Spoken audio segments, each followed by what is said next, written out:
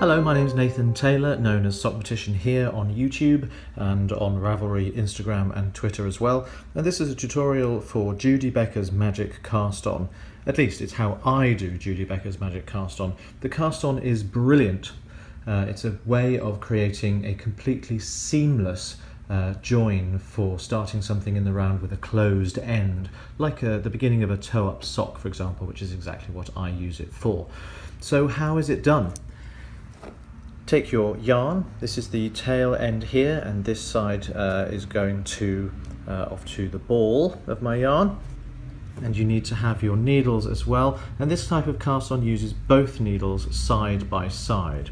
So I always make sure that I have my tail of the yarn over my finger and the working yarn over my thumb. So to see how I hold on to those, basically I'm going to take my lower fingers of the left hand, wrapping around the loop there that I've got there, and then stick my finger and thumb in, making a little triangle shape like that. It's important that I've got the end that leads to the tail over my finger and the end that leads to my working yarn over my thumb. Then I can take both of my needles together, holding them so that they're just a little bit apart at the end. If they were complete together, it's going to be quite difficult, so I always make a little gap just like that, and then I can continue working, building up the stitches and the loops on the needle with ease. So the way to do this, there's no need to start with a slip knot. Some people recommend that you do. I don't like to have that there. I think particularly with a toe, you might find it's a little bit uncomfortable if you have a little slip knot there at the beginning. So all I need to do is I come over the top with both sets of my needles, and then if you can see how I'm holding them, I've got one needle at the top and one needle at the bottom. So it's going to be the top needle which is going to scoop up my yarn, and I'm going to bring both needle points around and over the top. All that does is it wraps the yarn around the needle. Let me show you that again, because it's an important way of starting. So I come over the top and split the needles with the yarn there. So my top needle is over to the left. Split the two needles, putting yarn in between, and then bring the needle points towards me and twist them both over the top. That's already the first stitch cast on. So then I'm going to bring both needles working together, twist them away from me, and with the bottom needle I'm going to pick up that top strand of yarn there. Let me show you that one more time. So I'm going to go over the top of that top strand, and then I'm going to split it in between the two needles like that. Then I've got one stitch on both needles, one pair of stitches.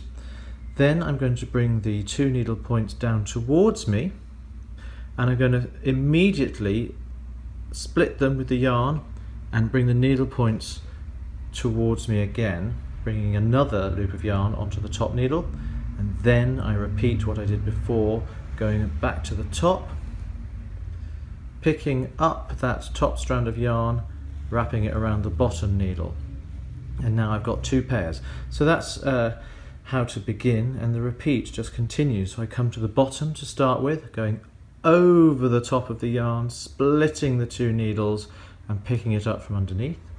Then I twist the needle away from me, going above that top needle, and then come from underneath. So it's slightly different each time. When I come to the bottom yarn, I split the needles immediately and bring the needles out to pick up the yarn. When I go for the top, I take them over the top and only split them coming towards me that way. Does that make sense? I hope it does. Let's do a couple more pairs. Bring the needle tips towards me, separate the two needles going downwards and bring the tips out from coming out towards the front, and then take the needle tips away, go round the back, and then split the needle tips with that new yarn. I'm going to show you all of that again. So here we are. I've got my tail over my finger, my working yarn that leads to the ball over my thumb, and I've got a nice bit of tension there. I'm holding my two needle tips with a top needle and a bottom needle. I split the yarn, oh, missed it, split the yarn there with my top needle going to the left of it, bring both needle tips towards me and twist them back into position. Then that's the first half of the pair already cast on. Then I swing the needle tips away from me, go underneath the top yarn and split the two needles to pick up that lower stitch. Then I swing the needle tips towards me and go down and split the needles immediately, and then bring the needle round to the front. Back to the top, around the top, splitting the needles to come back, and there I am, 2 pairs cast on, and now we can begin the repeat as normal. So you start by coming towards you, split the yarn, needles out the bottom, away from you, round the back, split the needles, return to center. Towards you, split the needles, bring the points out the bottom, away from you, round the back, split the needles, and back to position. I'm just going to do a couple more pairs, and you can see you can get a really nice, gentle, easy, casual flow with that. So then what do? Let's pretend I've got enough stitches cast on. Why not? Let's go for one more pair. So what I want to do, at the bottom, there's not much of a twist going on there, so I'm going to just twist the yarns that way, and I'm going to put my fingers there to hold on to them.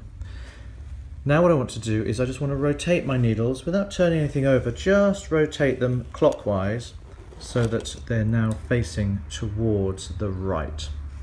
And you can see that this is my working yarn and my tail yarn is tucked away underneath me. So this is the yarn that leads to the ball. So the next thing to do is I'm going to bring this, what is now the bottom needle. It was the top when it was facing that way. It's now facing that way and has become the bottom needle. I'm going to pull that one out. Pull it nice and long. And then you can just start knitting. So you can go into the first stitch that's on the top needle without splitting the yarn. And then it's very easy to just start knitting exactly as you would. I say it's very easy, it's difficult to do and try to keep it on camera. So then I'm going to knit the whole of this first row. I think I've got about 6 pairs of stitches on. Tension will sort itself out. Just knit how it feels right for this yarn and needle combo. And when you get to the end of the row, here we are, the last stitch of the row, there's nothing I need to do except there, that's knitted there. Again, I just rotate without turning, so we are knitting in the round, we're not knitting flat, so I rotate without turning the work, push the long needle in and pull the short needle out. Then I can go and knit down the other set of needles. I've already done the ones which are now on the cable, and now I'm going to knit this other set of stitches which are currently on my left needle, which is now my left needle. At the corners, that first stitch of the row, it's always a good idea to keep that nice and snug because we don't want any large ladders or gaps forming there. But we can knit all the way along, and we will have completed one entire round. And when we have, here I am at the last step, that final stitch has been done. Now what I want to show you is the structure of what we've created. That cast on is right there in the middle, but you really don't notice it. That just looks like uninterrupted little V's of stitches, some leading up to the needle, some leading down to the cable there, but that is just completely flat knitted fabric. And on the other side, exactly what you'd expect to see, just purl bumps. And there you have it, Judy Becker's Magic Cast On.